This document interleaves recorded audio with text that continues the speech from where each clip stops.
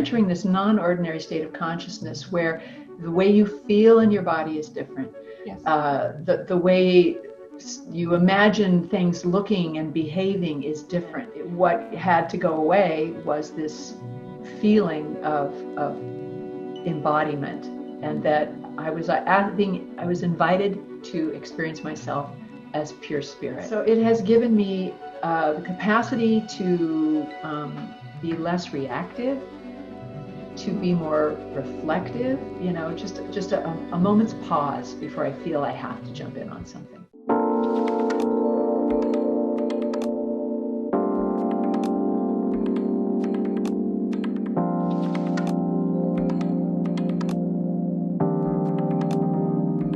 Susan Hess Logeais is an American actress, producer, and writer. She's an author of a documentary called The Way of the Psychonaut, in which she explores the work of Stan Grof, a Czech-born psychiatrist who researched LSD for therapeutic use and developed holotropic breathwork after LSD was banned. In this conversation, Susan talks to me about her big psychedelic journeys with LSD and Ayahuasca and other consciousness-expanding modalities like shamanic journeying, breathwork, as well as concepts such as Rupert Sheldrake's morphic resonance, Ralph Metzner's view on spirits, flow states, ego death, and archetypal astrology, to name just a few. We dive deep into what she experienced, how she navigated through it, and what she got out of those journeys. If you are interested in exploring altered states of consciousness and what other scientists and researchers' views on those are, this conversation will be for you. I'm really thrilled to be talking to you. And, I've come across you through the work of Stan Grof, of course. And, I was one of those people who really looked forward to, the streaming videos with the Way of the Psychonaut. So I really look forward to that documentary. So I guess my first question would be, what started this whole journey? How did you get into psychedelics? Well, the thing that drew me to it, honestly, was, sorry, I was coughing earlier, so my throat's a little messed up.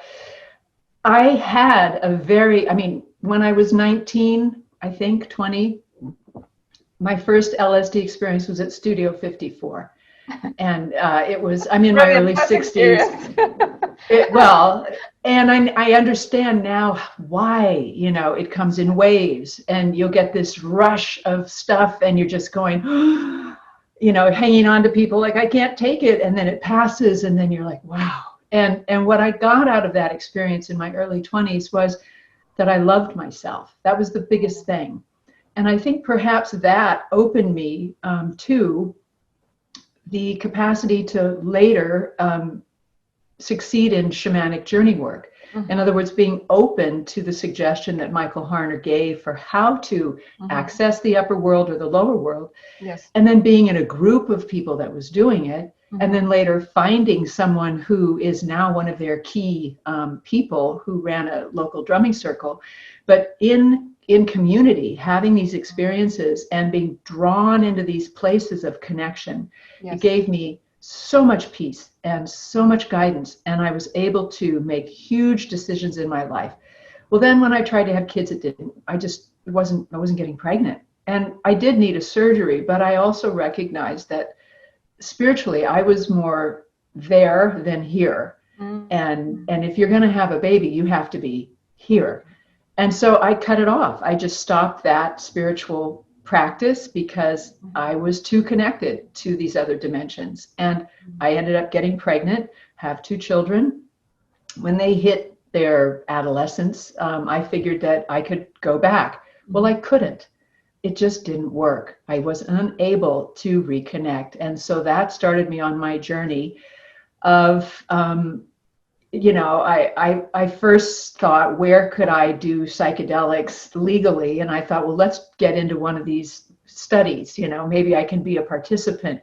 Yeah. And that was like, that's not going to happen. I'll never get in there. So finally, I thought, well, then I came across Stan, and then I started to read his work, and then I learned about holotropic breathwork. And so I attended a workshop where he would be teaching. I could hear him lecture, and there would be 2 possibilities of breathwork. And it was powerful, but not quite as powerful as my original connection. Yeah. Excuse me. And so I ended up just determined to tell Stan's story when I heard the scope of his understanding. And then in the course of working with Stan, I felt if I'm going to make a story about what he gained from these deep journeys with these higher doses of psychedelics, I needed to have one. Because previously mine were, I could walk around, look at the world, be inspired. And I was inspired I had maybe 2 or 3 experiences previously. But nothing, like what he was describing, eyes closed, high dose with the sitter really going in. Yeah. And so I began to have a series of experiences, and a combination of substances, primarily LSD or ayahuasca, one experience with 5-MeO DMT, coupled with psilocybin. But the highest, deepest journeys were the LSD and the ayahuasca. Yeah, those two, I mean, obviously the dose is what matters with those experiences. And I suppose ayahuasca, I've been told, is one of the most powerful psychedelics out there. And did you have any specific intention when you were going into these, high dose experiences? Well, this is what Brigitte talks about quite a bit, and Stan as well, is we can start with some amazing intentions. You have no control. Yeah. You have no control. You're going to get what you need, period. And we very rarely recognize or are willing to admit what we need because it's unconscious. Yes. And so it's in our deep psyche, which is unavailable to us. And it's in the course of the experience that material rises to the surface and we're able to deal with it. So I ended up just saying, let me be of service. That's all I could say in the end.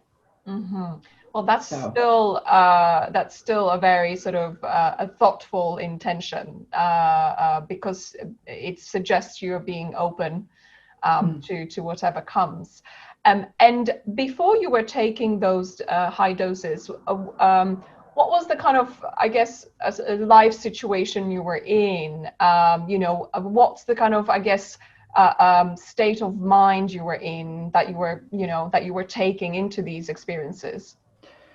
Well, I've been meditating and had a spiritual practice for a number of years. And so Vipassana journeys were incredibly powerful, or sessions, I should say. I've done 2 Vipassana 11-day retreats that were incredibly powerful. I've worked with shamans. I've done something called spatial dynamics. I've done forest yoga. I've walked over hot coals. So, I felt like there wasn't a lot of work I needed to do on. I didn't have depression. I didn't have real issues with a lot of people. That really wasn't it. I was just, I wanted to see what was there. And the other thing that I would say was show me what I need to see. Right. And so I was totally surprised by what was presented or what I dove into. Interesting. And before these high doses, was there anything that you were potentially worried about or afraid of? Just no, because I had no idea what was coming. Ignorance. Yes. I mean, okay, let's see what happens. Here we go. And the thing with ayahuasca, though, is that prior to taking it, you start like a week before, you wake up every morning with a sort of oh God, I'm going to be throwing up, or oh boy, something rough is on its way, or oh boy, and there's a very clear sense that there's going to be a real disruption to your worldview. And you just have to, breathe deep and, the la dieta, where there's no animal products, no sugar, no caffeine, no alcohol, no marijuana. You're just basically vegetables and plant-based, no seasonings. And I did that before the last time, and 2 weeks prior, that was a very different experience because I was almost in that state of the medicine prior to taking it. Right. And I've learned since with Paul Grof and the work that he's done studying the oscillation patterns of the brain, that, you know, normally there's, I'll do this so people can see it. This is where we live. Yeah. And then when you're on a psychedelic or in the period of an extreme mood disorder, you're above that thing. Right. Whereas normally this would stop you, you know, this boundary up here. But under these extreme, intense experiences, non-ordinary states, he would call them, you're way above it. And that's an oscillation pattern that your brain retains. It remembers it. So when you don't actually need the drug after a while, because if you can practice remembering that state, you can be drawn back into it. And now I understand why 2 weeks prior I was able to go there. I think too, you know, Rupert Sheldrake talks about resonance, the morphic resonance, that when you establish a connection to that field and you remember what it felt like, then you're starting to resonate. You're coherent with that field and you're more easily drawn into it. And that made the experience very different. Is it like neurofeedback?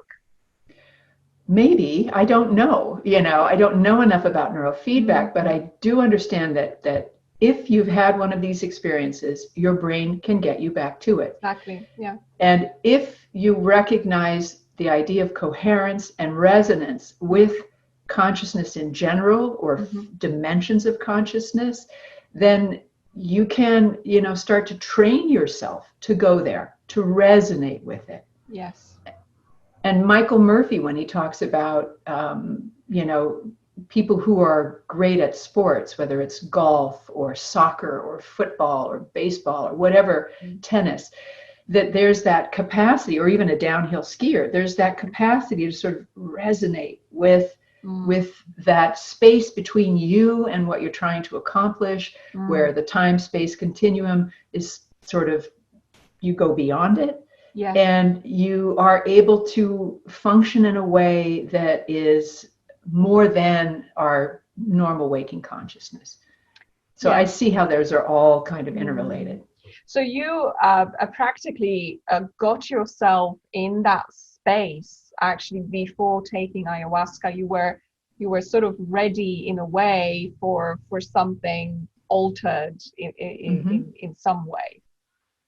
That helped a lot. Yeah. This last experience I had, I've also learned that, I mean, I think initially a high dose may be needed. I kind of call it cracking the shell. I think we build up a thick layer of filters that it's sort of a survival mechanism. Yes. And that high dose, it's like taking a baseball bat to a big, thick resin or glass or whatever you want to say, and you have to shatter that thing. And once you've done that, you don't need, I feel, you don't need as much, because I'm not trying to beat myself up anymore or shatter something. I'm really just looking for a perspective that I would not see by myself. Yeah, because it's deep in the subconscious. Yes, I think that the shattering that you're talking about, I suppose that's what people describe when they talk about ego death, which is this extremely scary experience to those who've never had it. You do feel like you're going to die, and it's a choice almost you have to make, right? So you kind of have to accept it, which is the scariest part. But what you're talking about is what I suppose last week Stan Grof was talking about, you know, that peeling of the onion, where, you know, you sort of you get to the core of you. So those narratives, those coping mechanisms, all of that sort of falls off in a way, and then you've got that clarity, I suppose, that you were just describing. I didn't know that before going into ayahuasca, and and I feel like that would have been so beneficial to be aware of it. And was there anything that you particularly looked forward to from those experiences? Well, if having the flu is something to look forward to, because for me, I almost always throw up. There's just no way around it. But this was the first time that I purged and I understood what was happening. Yeah. And so that's where when Stan, the term that he uses, psychonaut, it's really knowing how to navigate these experiences. And you talked about integration. Well, navigating those experiences means that it's not like you throw yourself on the ground and you become a submissive, person with no agency. You have no power. I am always in there going, wait a minute, what was that? Show what was, can you show that to me again? What did you mean by that? Can I see that again? And so I'll just keep asking and I'll go, oh, what am I supposed to, get from that? And so I interact with that experience. And so I look at it as this journey of discovery. Yeah. And the last time I purged, so it was interesting. I was laying there and I was thinking about how I was having this experience, and I was sometimes when your body you're having to kind of give into this changing. I don't want to call it a distortion, but you're entering this non-ordinary state of consciousness where the way you feel in your body is different. Yes. The way you imagine things looking and behaving is different. I in the past, I've likened it to kind of like, my reality is inside this thing, and now it's going to go this. And so there's this feeling of being shoved through a colander or a sieve or something, and what was in now has to go out. And there's that. It can be uncomfortable for me. Yes. Maybe because I'm older. My kids have mentioned that doesn't bother them. Some people say, what a great feeling that is. Not for me. And so I was dealing with that feeling, just saying, surrender, surrender, surrender.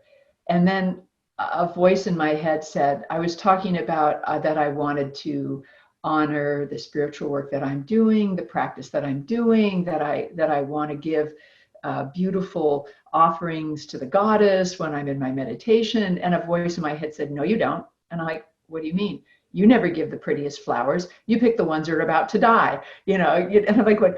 But and then there was this sense of you're attached to an idea of giving that isn't authentic, that it's really not this deep level of giving, it's conditional.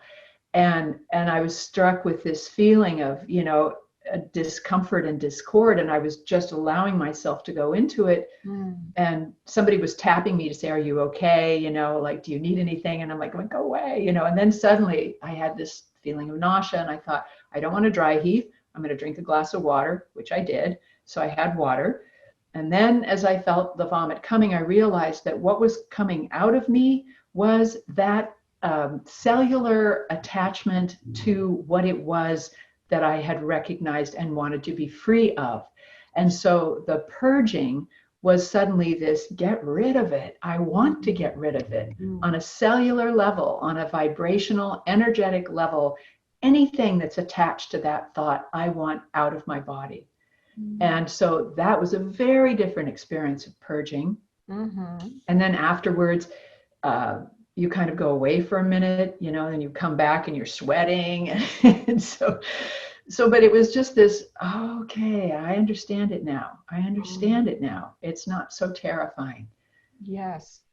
It is, I suppose, when you, what's great is that you've been interacting with it. I think, I've come across people who went through whole ceremonies without asking a single question and really not knowing, what it was all about, when actually, the approach that you took, clearly you can get more out of it in a shorter space of time, because those answers do come pretty much straight away. And what's your Susan? How do you approach ayahuasca? Do you sort of see her as, you know, like from that shamanistic sort of point of view, that she's that, you know, spirit and a mother, or you know, other people sort of see it as, no, it's actually me. I'm asking myself. You know, how do you approach that? Well, it's interesting you say that, because when we had a conversation between Stan and Ralph Metzner, which is one of the streaming series, I asked that question of Ralph, because I believe in the goddess. I've seen her. She's given me her ideas and thoughts, in the sense that, you know, like there was once in a Santo Daime circle where I'm going, this isn't very strong. And then, you know, this face appears and it's like, what, you know, it's like, oh. And also there were other experiences where this image of a feminine face that's sort of embedded in nature, and, you know, roots and trees and leaves and all kinds of things. And it's a harsh teacher. Yes. It's a, you know, it's not this loving baby, you know, holding you, nurturing mom. It's this taskmaster, mistress rather. And this is it, you're going to do it. And so we asked this question of Ralph, and Ralph was like, oh, I don't believe in that. And then Stan said, well, I have seen it. I've experienced this. And so finally, you know, Ralph, I think he did come around to say, well, you know, in fact, you know, once he did mention these spirits that were interacting with him. So I do believe that you are there because of the shamanic journey work as well. Of course there are spirits. Yeah. Of course there are. And they want to work with us. And they are associated with various plant medicines. And I think psilocybin is a perfect example, that there's a feeling I have to surrender to it. It's going to do what it's going to do. And I'm along for the ride. So, you know, there's that surrender to something that has come into you. Yes. And then I would say that that's different with LSD, that there's, you don't feel like you're in there with somebody, you know, that's more of a, this is your own journey through the collective unconscious, what part of it that's yours, and how it resonates with the greater whole. Interesting. And what's your approach or attitude towards any kind of malevolent entities then? Because that comes up a lot in terms of, you know, people's fears, you know, when they go into these shamanic experiences. Well, it's hard to say, you know, because Michael Harner describes the upper world and lower world as being filled with benevolent spirits. The ones who don't have agendas is how Susan Mokelke describes it. We streamed a conversation following her interview. And the spirits without agendas are really working on our behalf and working through us to facilitate life in this dimension.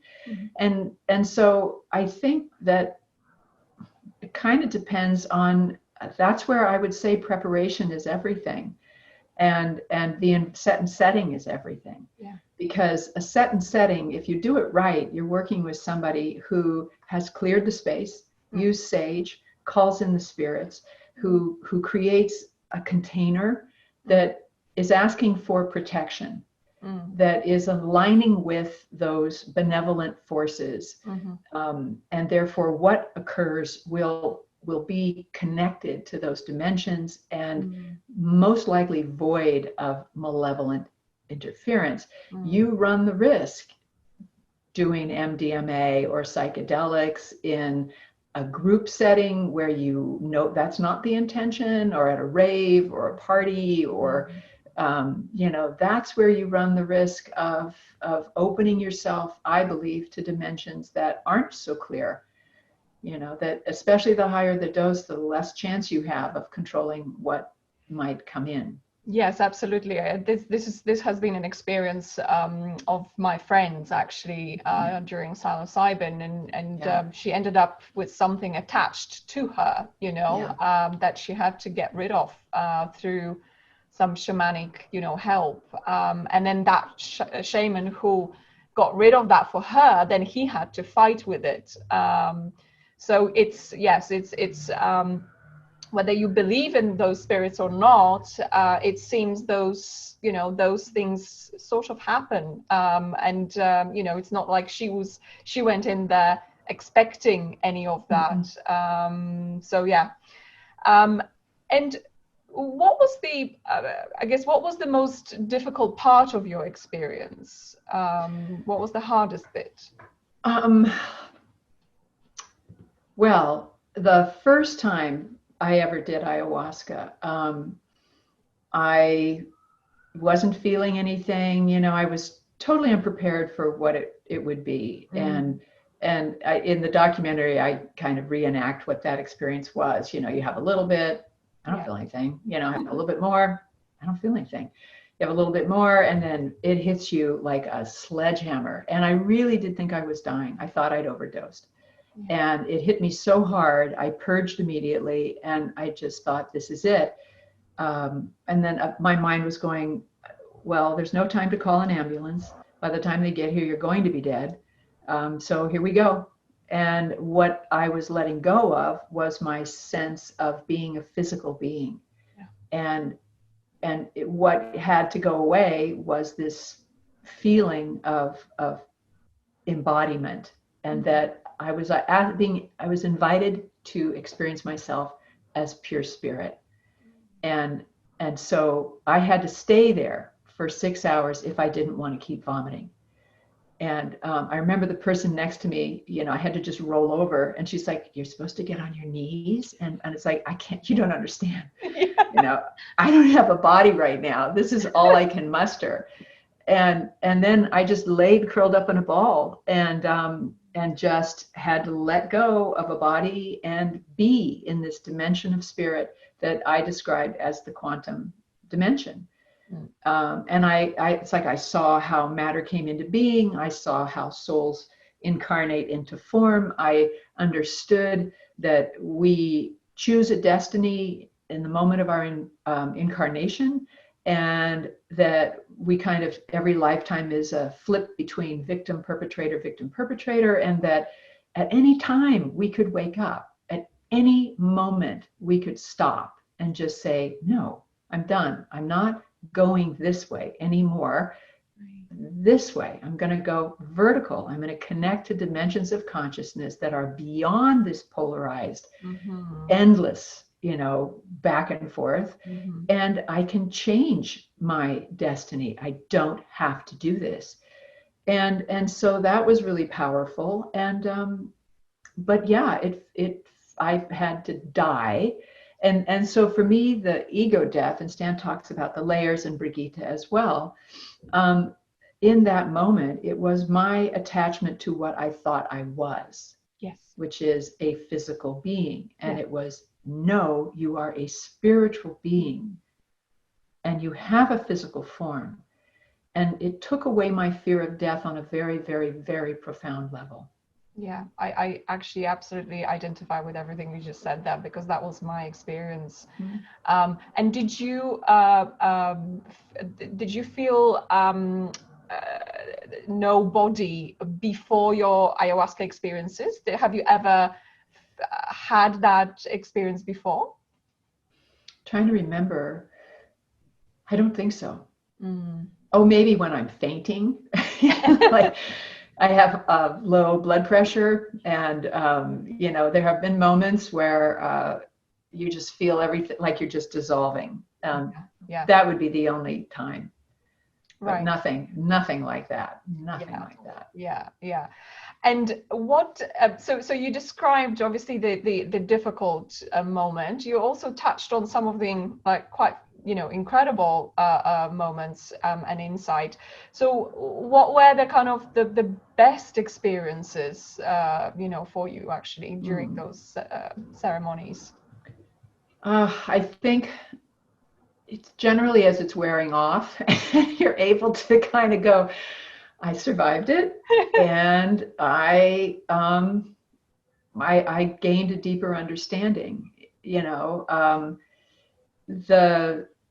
I think, you know, in terms of best, I don't really, I mean, and here we go. This is also archetypal astrology.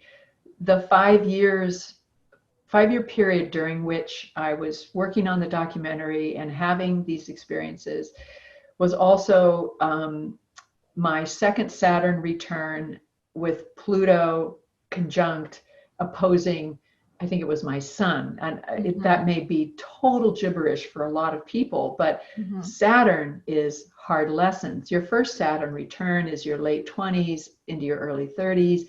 And that's where you kind of go, what am I here for? You know, what am I doing? And it was a huge shift in my life at that time. And your second Saturn return is, what have you learned? And what are you going to do with it? And Pluto, just ego death. And so according to Rick Tarnas, that 5-year period was endless ritual dismemberment. So every deep journey was just basically about being taken apart so that a new idea could come forth. So there wasn't a lot of fun in any of that. It was really hard, almost all of it. And that's why now I'm like, I'd rather meditate. You know, I'd really rather meditate. I'm just not drawn to it. And that's what actually Sam Harris keeps on talking about. You know, he I think he's recently had a psychedelics experience, but he basically always talks about how meditation is just a safer, you know, probably a softer way. I don't think everyone needs this, you know, this really rough a way into their, you know, consciousness, but certainly it does the job pretty well. And there may be, you know, a few years from now, I may turn around and go, well, maybe I'll try a lower dose of something, but no more high doses. I really don't think I need it. And I would rather cultivate my capacity through or shamanic journey work. I've just gone back to shamanic journey work because I felt between the meditation and these 5 years of experiences, that capacity, you know, like you can't even see the top of my head, but it's about 18 inches above our heads, is a portal to the dimension of spirit. And so there's something called Course in Light, which is a technique that cultivates that. Shamanic journey work, you cultivate traveling to this dimension. In the Sri Chakra, in the Sri Vidya, which I've learned through a local group here in Portland, and you can learn it online, is cultivating the link to that point. And that is also many different religious perspectives. Sri Aurobindo and the Mother talk about this point. Blavatsky talks about this point. That's the founder of Theosophy, or one of the main, you know, people who describe that perspective. So there is this point that if we can develop a capacity to connect and open to it, we have access easily to those dimensions. So I feel it's there, it's open. And so I started practicing again, and I went there like that, and immediately felt connection. And what was how would you describe that experience? Well, it's not as psychedelic as a psychedelic experience. There's no crazy visuals or things like that, but that deep sense of truth and authenticity, because it's not me. It's not coming from me. It's coming from something greater than me, and you can feel it. And it resonates physically. Like people talk about a psychedelic experience. I believe many people have less of a visual experience and more of an emotional experience. And so there's this profound moment of connection where I feel it here, I feel it here, and then it starts to resonate in my heart. And suddenly I'm going, I know who's talking to me now. And that is, then I trust what I'm hearing, and it's often information that I needed. And it's great, you know, and then it's over 20 minutes later, and I can go back. I didn't have to fast. I don't need to vomit, yeah. I don't have diarrhea. And spend like 6 hours, you know, just being completely out of, you know, being able to do anything.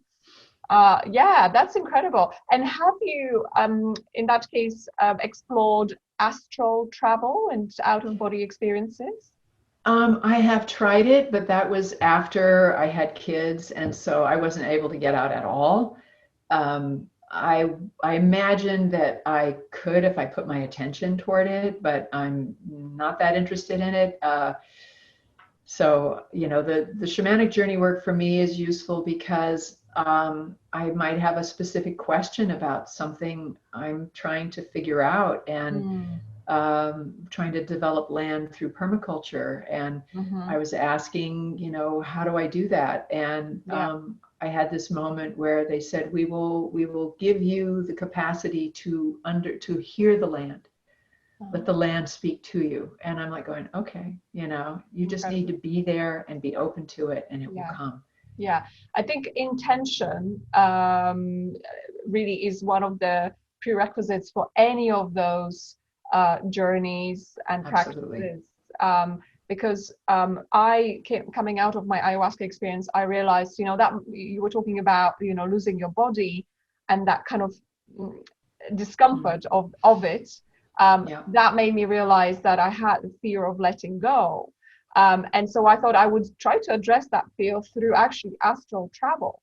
And I did not actually believe that I would be able to do it. And then I actually managed, at one point. And so, but it's because I was really focusing with a very strong intention of wanting to do it.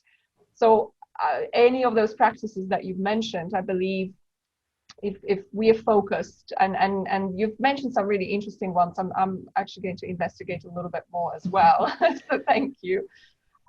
What do you feel altogether so far? What did you get from these experiences? Well, what's really interesting to me is that our intellect is limited. Fritjof Capra said something amazing in the Q&A following our stream, the interview that I did with him. He said that he was quoting someone, and I can't remember who, I just remember what they say, but he was quoting another thinker who stated that if you consider knowledge as a sphere, and we can grow that knowledge bigger and bigger and bigger, but what we don't know is on the outside surface of that sphere. So the greater we grow our knowledge, there will always be that unknown we cannot penetrate. And so intellectual pursuits will always be limited, whereas experiential ones, and if that has to be, holotropic breathwork is also very powerful. Rebirthing, very powerful. The journey work, very powerful. Any kind of bioenergetics, holding, exhausting muscle mass to the point of emotion being released, very powerful. So these are all things that are ways of accessing that. And when you do these experiential practices, your intellect is off. You're still able to observe, and this would be the integration aspect, is the capacity and the discipline to observe what's happening, or at least reflect on what happened afterwards, and to try to draw from the experience what was valuable. That's where the intellect steps back in. But the experiential is where we can't filter or limit or control the information. And to me, that's the difference. That's where I suppose our civilization very much over relies on that right hand brain hemisphere, with that analytical thinking always on, but actually not allowing for that left hand side to draw insight and to link the dots. That this is one of those things I've realized, that all these areas that you talked about, they all connect.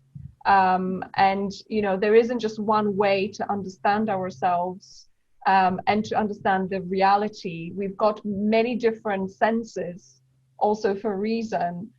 So the brain, our mind, is just one of those tools, but it's not the only one.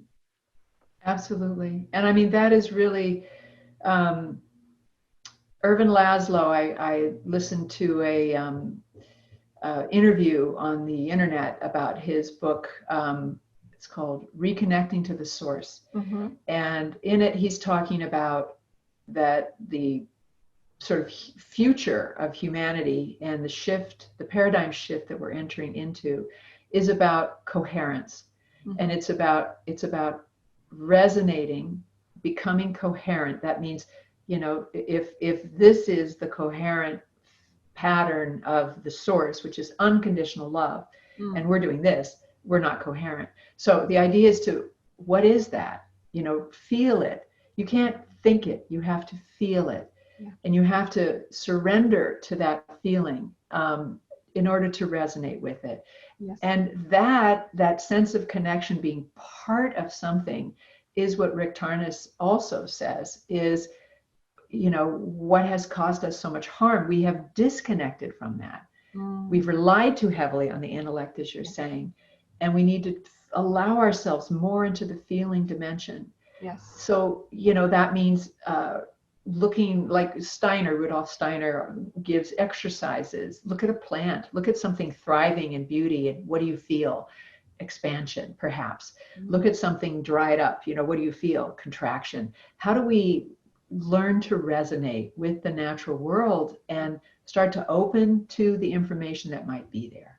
Absolutely. I think it's this pandemic has actually got us to stop and realize how far away we've distanced ourselves from actually what feeds us, what heals us, what keeps us sane. Mm-hmm. And I think I just remember some of the walks to the park and suddenly noticing all those flowers and trees. They've always been there, but when you're rushing, when your mind is constantly planning and thinking, you can't see those things. So I agree with everything you said about that I guess seeing the world and being connected to it, increasing that coherence. I would like that, that message gets out a little bit wider, because I think we're all kind of feeling actually what that connection can do. And that is really, I think you asked, I might have gone off topic. You asked me, what did I get out of my psychedelic experiences? And that's it.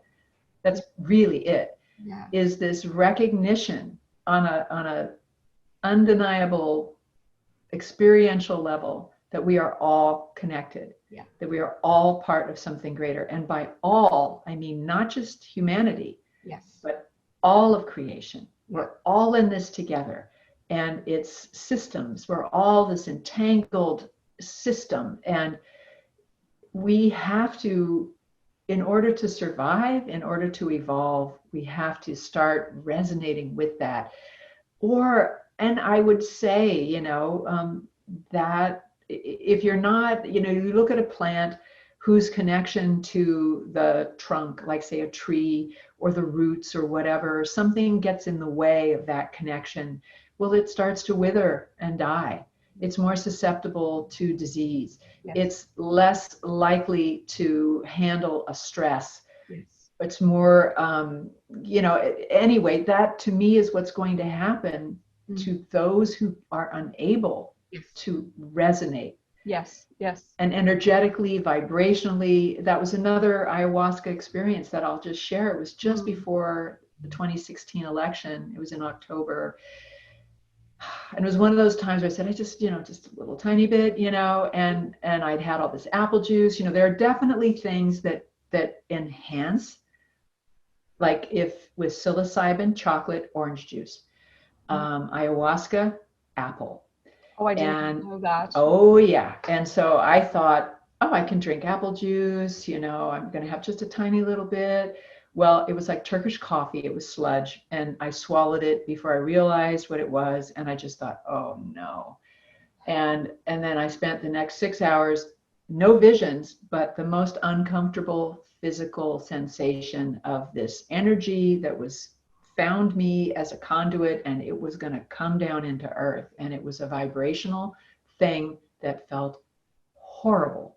And all I could do was just try to push out that space of the channel that is where the energy comes down, and just try to make it big enough for the energy. And I kept thinking, this is going to kill people. This is so uncomfortable. And what I realized afterwards, that the only way to survive this vibrational energy is to go vertical. If you stay in this horizontal, polarized thing, you will not make it. Yes. You will not make it. And it's playing out. It's happening. And it's very weird. It's very hard to see and see people who are, I mean, I'm not a fan of vaccinations. I'm not. I saw it had negative effects on my daughter. My dad got Guillain-Barré from a flu shot. So that's where everything gets paralyzed. It's an inflation of the nerve endings, and he had to learn how to walk again, and feeding tube, you know, it was rough, very, very rough. And so, however, I think that it's not all bad. Yeah. I do believe COVID exists. I do believe it's killing people. And I do believe that it can leave you with some pretty nasty residual effects. So I see these truths. I do believe that there's a handful of people with a lot of money who control a lot in the world, but it's more about arms and creating wars to sell their arms so they can maintain their control. I don't think they're drinking the blood of children and they're all pedophiles. No. And it's Hollywood. I don't believe that. No. So, you know, I mean, so there's little bits of truth, but it's being all strung together, and people are attaching themselves to it, and they're going to go forward and not have any fear. And it's like lemmings running to the edge of a cliff. And a part of me is going, wow, is this how it plays out? Is this how it plays out? Interesting what you said also about, you know, that energy that you have to go vertical in order to almost transcend it. And which is why, you know, political parties, like even, you know, with the elections with Hillary Clinton, you know, she was basically playing, unfortunately, at the same level. You know, in a different way, but kind of the same level, which is why she couldn't really, you know, beat him. So, yes, I think you're right. Something needs to shift at the moment, and that shift needs to be quite dramatic, you know, and this is the moment for people who understand those things to actually start to take action. Because, you know, I think for the longest time, a lot of people who I guess are able to connect the dots, I had this impression, and this is myself included, have been sitting back, you know, and allowing all these other people who have this real drive for power and money, you know, to do their thing. And I think we got to the point where, you know, we're obviously hitting the wall right now. With that approach, hence I'm doing this as well, because you know, these are very small steps for people to actually realize, you know, you can take ownership for, you know, whatever you're feeling, and you don't have to be feeling that, you know, there are these, you know, tools out there. And actually what we are always taught at school and, you know, by our society, you need to question that. It is, you know, it is not all the truth. Well, and, you know, so here's what you're saying is exactly right. And this was what Irvin Laszlo was saying in this interview regarding his book. And he essentially spoke about the concept of a collective effort, simultaneous collective effort. So I have sort of poo-pooed, you know, these join us we're all around the world at this moment, we're all going to be meditating. And what Irvin Laszlo was saying is that is very effective. It's powerful, yes. And depending on the intention. Yes. But that, because we really have to band together, whether it's our individual practice, but when we come together as a group and practice resonating and connecting to that source of unconditional love. Yes. which is the purpose of the universe, according to Ervin Laszlo. And if we do that, especially if we do that as a group, then we start to cause a shift and we draw it away from that polarized, horizontal, us versus them, black and white. That is the nature of the physical dimension, to have those, polarities. Actually, that's how it happens to exist. So the only way to hold that in balance is to connect as well to these dimensions that are above and below, and just hold it as a totality, not getting caught in one bit or the other, just as spiritual people or practitioners can only want to go up, as I did before I had kids, or only go down, digging in the dirt all the time. You have to hold it all. Yes. That's integration. Yes, absolutely. It's taking it all, but as you're saying, it's actually allowing for that connection to happen as well. It's almost exponentially more powerful when that happens. And I think at the quantum physics level, you can even change the past with that. So that's absolutely fascinating and mind-blowing at the same time. And Susan, how would you say, so far, how have those experiences have impacted your life? Well, I think, the capacity to make the film with Stan, the ability to, I went back for my master's in the course of making the movie because I absolutely wanted to get it right. I took a lot of responsibility. Stan verified every aspect of the film to make sure I had it right. And then a lot of the people that we interviewed in the course of the documentary are people that I encountered, that I took courses from, books that I had been reading 10 years ago, 20 years ago. So in other words, it was an opportunity for me to take the things that had been interesting me and shaping my life and give everybody a chance to talk about what they have learned, for me a chance to question or to ask them to talk about what had been I found to be most valuable in their work. And I don't think I would have been capable of holding the scope of the project without that deep work. Yes. What an incredible project, though, to have taken, upon yourself. And was there anything after, maybe during your integration experience, that you struggled with as a result of having those experiences? Well, I think the hardest thing was one of the first high dose LSD experience. I experienced my dad dying before he did, and that opened me to the profound sense of separation that humanity, the collective separation. I understood addiction, suicide, all the negative things that humanity can be drawn into because of that sense of separation. And it really did take me 3 days to come through. And Stan said to me that there are people who get stuck there.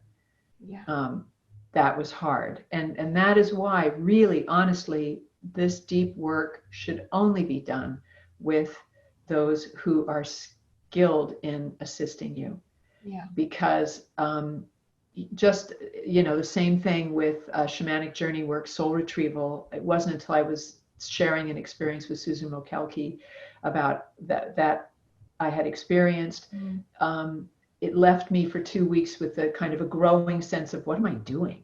And it was happening in my Saturn return at my late 20s. I was an actress. Why am I doing this? I don't even like it, or I don't want to be this, or I don't want to be that. I don't, do I care about what I'm doing? What am I don't, so there's this huge doubt. And then one day I woke up just saying, there's just not enough joy, crying all day long. There's not enough joy. And if I had a gun, I probably would have shot myself.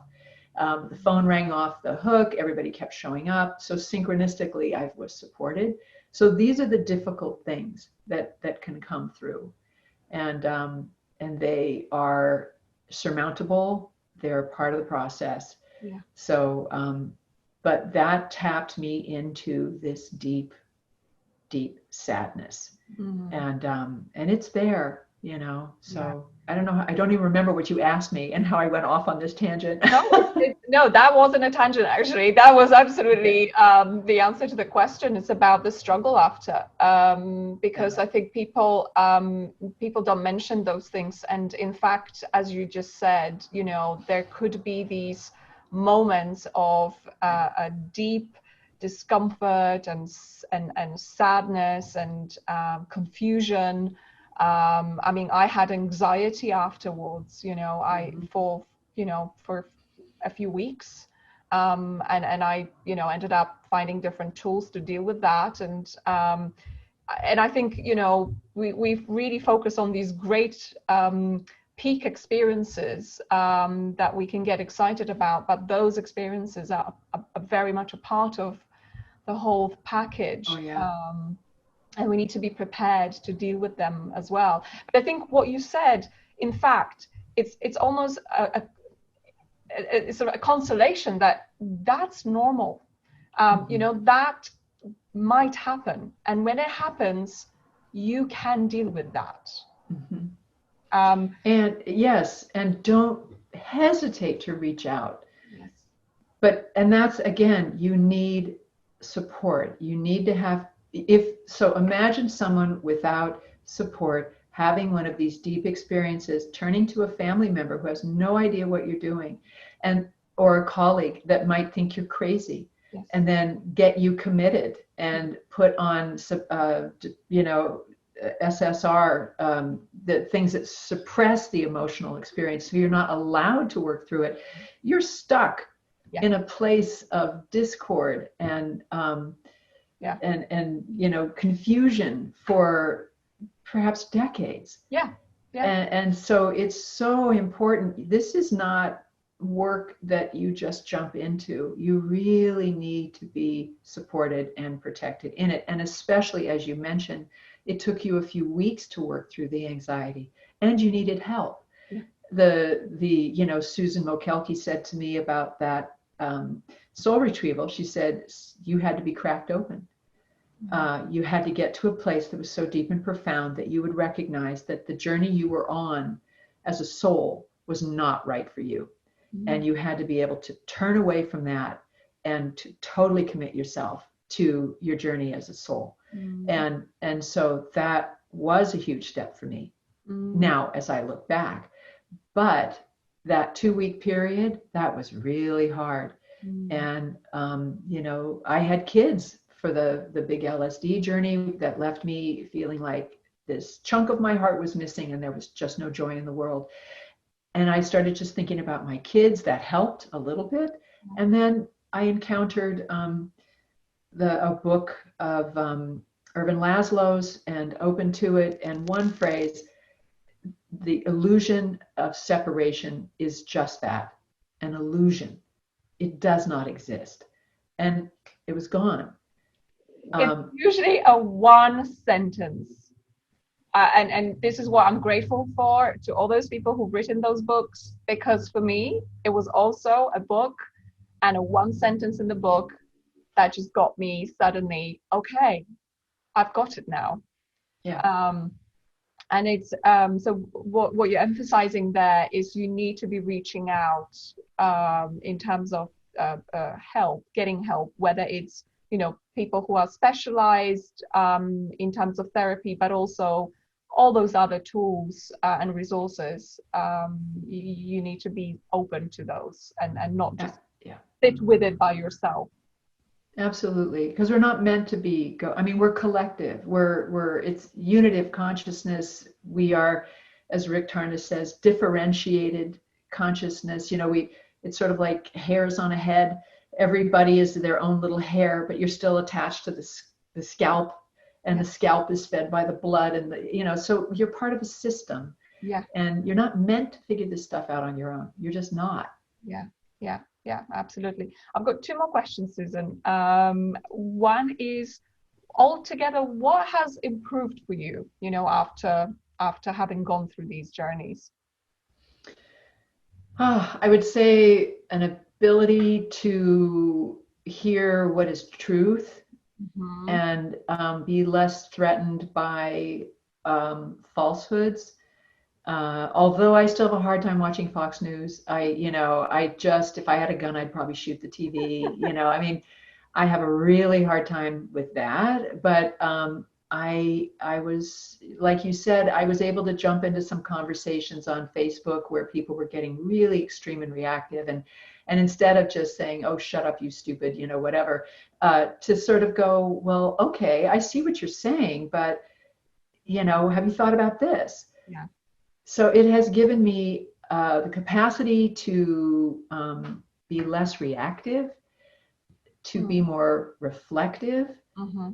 and to have a bit of time to, just a moment's pause before I feel I have to jump in on something. Right, right. I guess a lot of the time, those people actually, they just need to be seen.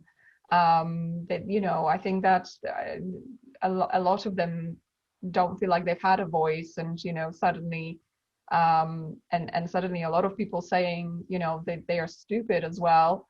That clearly doesn't help. But how did you feel? How did you manage to know what the truth is? How did you get to that understanding? Well, I think, again, when you have these deep, profound experiences, I mean, the risk is, I mean, let's face it, there's some crazy people out there that think God spoke to them in a state of deep connection, and they go out and do horrendous things.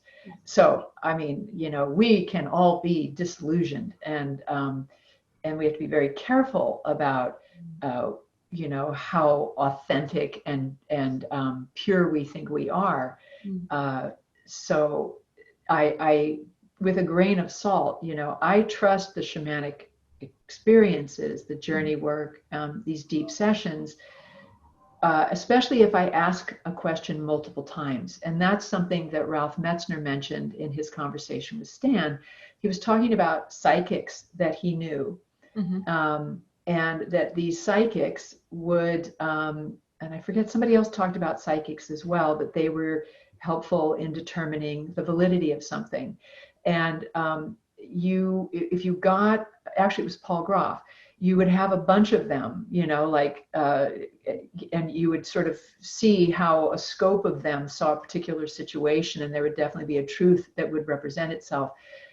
What Ralph Metzner said was the psychics he knew, if they saw something, they would have to see it 6 or 7 times before they believed that it was accurate. And one of the things that I realized when he said that I did in many of these intense experiences was say, what was that? Show that to me again. Wait, can I see that again? Can I see that again? And I would ask to see it over and over and over again, so that each time I saw it, I could get something new out of it, so that when I came out of that experience, I felt that I had a more complete picture. And I do the same with the shamanic journey work. If I get a piece of information, I go, how does it work? What does that mean? That's a great tip. And you just keep asking questions and show it to me again. Did I see the whole picture? Did I get the full understanding? Because if you're able to see it over and over and over again and get real clarity, then you're less likely to be drawn into an illusion. Yes, it's a bit like with remote viewing, where you need to be able to differentiate between, I guess, what your mind is creating versus actually at that deep level intuition. And that deep level intuition, actually, you don't feel any excitement. It's just the feeling of truth, a very calm, almost peaceful, feeling of this is what it is. And it's if you train that, you can tell the difference, but we're not connected to it. So people confuse the gut feel with emotions. But that's what I've learned, actually. It's like tapping slightly into remote viewing, that this intuition is available to all of us. We can just connect to it. But what you're describing is obviously verifying almost, and making sure that that you can select that truth based on a little bit of homework in the end, because you're checking. And what would be your advice if you were to do it again? You know, what would be the advice you would give to yourself, knowing what you know? Well, you know, to be perfectly honest, I think the biggest thing is to have people around you that know what they're doing, and to have support, set and setting, follow through with a focus on integration. Beyond that, I'm glad I didn't know really what I was getting into, or I never would have done it. I would have been too afraid, or maybe not, you know, who knows? Because I also, when something scares me, I tend to go, you big chicken, go, you know. So, but yeah, and I'm glad you mentioned what you did about the gut, because you know they talk. There's I believe there's in terms of our neural connections, et cetera. You know, the gut is this sort of primordial truth meter, and a gut reaction is often a much more accurate understanding of a situation, because it's not being filtered through our intellect. It's resonating with that level of truth in the situation. There's another technique that's really valuable that comes from spatial dynamics. There's a Spatial Dynamics Institute, it's spelled SPACIAL, and it has to do with the space around us. And we have our own like personal space. And then there's the other side of that space. And if we meet the world on the outside of our space, then we're less likely to be limited by the filters that and cultural perceptions that we accumulate over our lifetimes and inherit. And so that's another thing, sort of practicing where that boundary is and meeting the world on the other side of it, so that you're able to really feel what's in front of you.